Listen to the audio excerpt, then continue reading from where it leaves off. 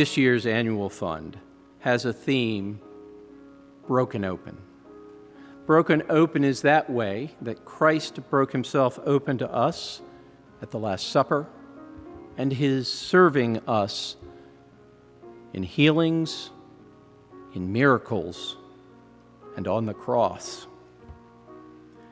And it's about how we, the St. Francis community, break ourselves open to those around us, our neighbors, our friends.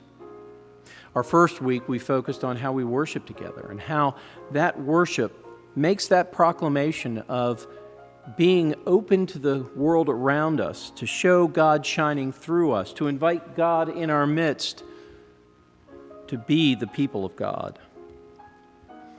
And last week, we talked about the creche school, one of the biggest ministries we have, a place where children from our neighbors come into our church, see who we are, and have themselves broken open to be who God intends them to be. This week, we want to talk about those areas of our common life where we work on behalf of others, to minister to those around us, to break ourselves open to being the hands and feet of our God in the midst of great falls, to be signs to each of these people that they are loved deeply and cared about. Now, some of this comes from our baptismal covenant. 2 specific promises that we make when we are baptized are, will you seek and serve Christ in all persons, loving your neighbor as yourself? And will you strive for justice and peace among all people and respect the dignity of every human being? And how do we do that? We do that by reaching out, exposing ourselves to the world through giving. We have a prayer which we use at the end of the prayers of the people on a regular basis, and it goes like this: Heavenly Father, whose blessed Son came not to be served but to serve, bless all who, following in his steps, give themselves to the service of others, that with wisdom, patience, and courage they may minister in his name to the suffering, the friendless, and the needy.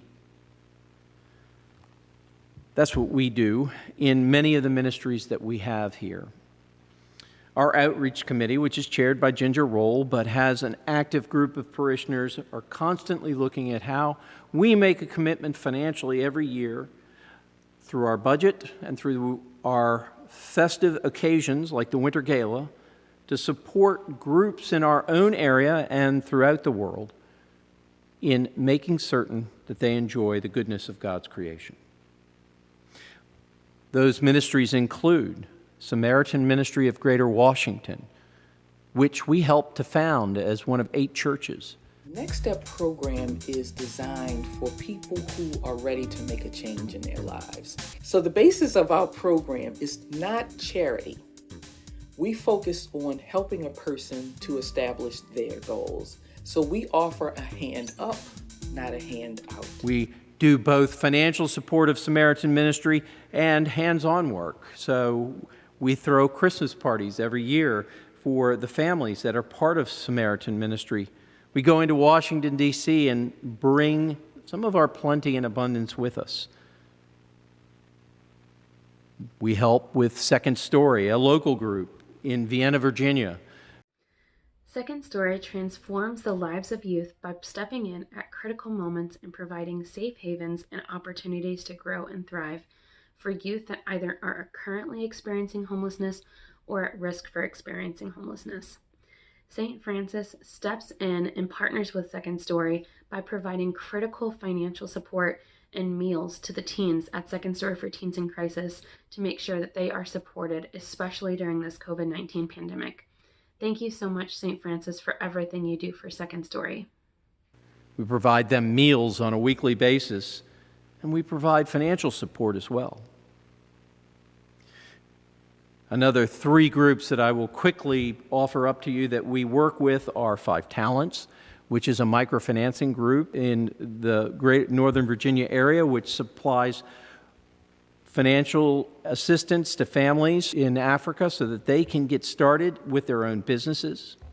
We work with Housing Up, a group much like Samaritan Ministry, which helps people to get stable housing. We also work with Cornerstones, which serve the very marginalized over in Reston. Donors like St. Francis Episcopal Church, we have been able to assist families with groceries, fresh produce, shoes, socks, diapers, toiletries, you name it. Every year here at the food pantry, we assist 1,000 or a little bit more than 1,000 unduplicated families with emergency food assistance. Thank you so much to all the members of St. Francis Episcopal Church. You made our work easy and possible, and we will be able to assist all those families in the community that need the help. Thank you very much.